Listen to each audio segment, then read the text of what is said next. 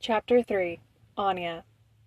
Fresh out the shower, the girl sat in front of the mirror, brushing her hair and observing her reflection. Her silver hair shimmered, falling over her shoulders in waves, all the way to her waist. The brightness of her round green eyes was vivid against her porcelain skin. Her eyebrows and eyelashes were black as a raven's. She had the appearance of a 13-year-old girl, but her eyes held the wisdom of someone much older.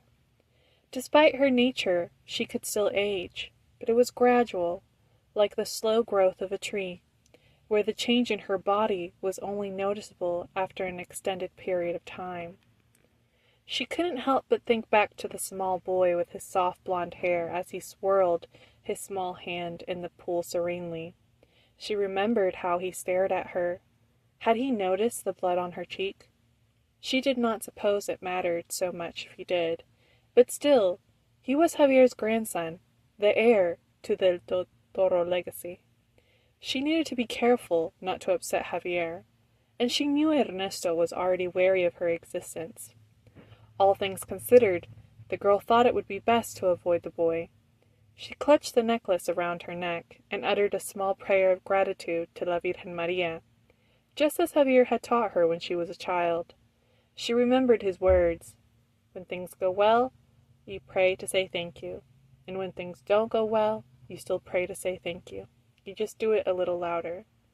She also prayed that the arrival of the boy would not disrupt her life too much. She had spent 6 years in peace with Javier at La Hacienda, and she was nervous about the addition of the new Del Toro men. Despite her resolve and prayers, it seemed she was still fated to encounter the little boy in the library that same day. She had been curled up in her favorite reading chair, reading To Kill a Mockingbird, when she saw the small boy peering from the outside door. The girl looked at the light brown eye that was almost golden, and she immediately knew it was a boy. She uttered a curse under her breath as she watched the child crouch behind the door, as though that could hide his presence. She thought about speaking to him, but decided against it. After all, she had been warned not to get too close to him by Ernesto and Javier, and Javier's word was law. The minutes passed, and the boy continued to stare at her. It was distracting, causing her to read the same sentence repeatedly. She prayed he would leave soon. After all, she doubted that the boy would have enough courage to approach her. She learned from living at La Hacienda all these years that her appearance was intimidating to humans. But to her surprise, the small boy entered the room and approached her, with caution, of course, as though he was approaching a lioness who would pounce on him as soon as she sensed him. Then, as though he was trying to make this scenario even more amusing than it was, the boy sat down. No, not next to her. He wouldn't dare, but across from her, a safe distance away, but still in the range of her sight, close enough to the door to run away, but also close enough to gaze at her elegance. The small boy proceeded to pick up a book and to read it, upside down no less. Though he did not acknowledge her presence, he stole glances at her every 10 seconds. Despite herself, she was tickled, but still chose to ignore the small boy. It was not her place to speak to him. She had been warned against it. That's why when she finished reading, she got up and walked away, hoping that had been the end of that. But to the girl's amusement, the days carried on like that. At a certain time of day in the evening, she would come to the library to read, and would find the boy there. After a couple of days, she found the boy was already there before her, as if waiting for her. Always, the boy would steal glances at her, and when the girl would look up to meet his eyes, he would rapidly turn away, blushing, hiding behind his book. Day after day he was there, reading next to her, not saying a single word, just quietly turning the pages of his book. The girl found the behavior of the small boy wanting to be next to her and look at her, but not daring to say anything, to be, well, funny. It was after 7 days of this that the girl finally sighed, and, against the warnings ringing in her head, she spoke. "My name is Anya." The small boy gasped at her words and dropped his book. In his surprise, he allowed their eyes to meet one another. Looking at him closely, Anya could see that the boy was a handsome child, resembling his mother's lineage the most.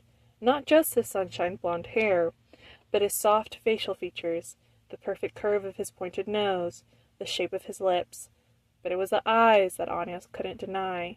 He had the signature golden brown eye color of the Del Toros. My name is Santiago. Santiago del Toro, he fumbled, not bothering to pick up his fallen book, fearing that if he so much as blinked, he would miss something. Do you work here? Do I work here? She repeated the question in her mind. I guess if you count swearing an oath to protect your lineage till my dying breath. Yes, she replied. I was an orphan before your abuelo took me in. He adopted me, became my guardian. So now She hesitated. I run errands for him, she concluded.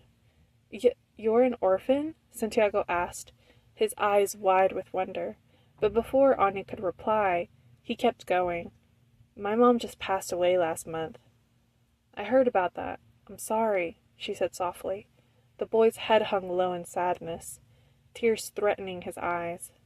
She sighed, knowing that she really should not be engaging any further with this boy, yet his posture and curved down lips were so pitiful that Anya found herself asking uncomfortably, What are you reading?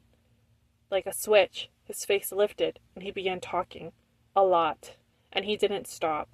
Anya let him keep going, and she listened to him tell her everything about himself, from how he got to La Hacienda, to his old life with his mama and papa, to the types of food he liked and the activities that he enjoyed doing. Anya listened to all of this and more, commenting here and there, making conversation with the boy. Finally, he finished with, I miss my mama and my friends, and my papa's gone a lot, he said. The second part was so quiet that if Anya were not a vampire, she would not have heard it. She was unsure what to say to this, and she felt as though the conversation had gone on long enough, so she remained silent, until he began to cry, tears streaming down his little face.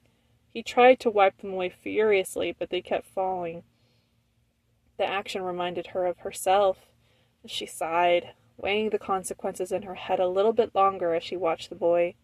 He had stopped trying to wipe his tears away and just buried his face in his hands.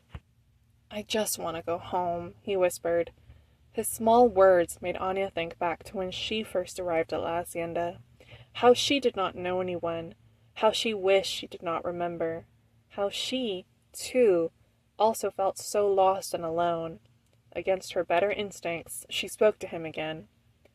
I was really lonely when I got here, too, she said, and though the boy did not look up, she could hear that he stopped hiccuping. Your abuelo found me in a small village in Romania. I had been... She pondered how to tell the story without telling the story.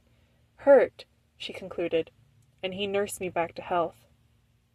And flew me here to Mexico. But Mexico is very different from Romania, and I struggled, Anya thought back to those early days. I didn't know the language, and the culture was very different. She smiled at this. Do you miss your mama and papa? The boy asked, finally looking up at her, his golden brown eyes watery. Yes, Anya lied. I had a sister too. The boy nodded in understanding, then turned to Anya excitedly. We should be friends. We can keep each other company and play games. Do you like Pokemon? This was the first time that Anya wanted to run away from something other than her nightmares. She should shut this conversation down. She should make something up. She should get up and leave right now, right this instant. But his face was so hopeful and bright, completely different from the sadness he was feeling minutes ago. Knowing that Javier would not be happy about this, and Ernesto would probably have her head, she said, I've heard of Pokemon, but I've never played it. You'll like it. My favorite is Grookey. Let me go get my game and I'll show you. Wait right there. Anya watched the boy race away excitedly, unbeknownst to her that her fate had been sealed.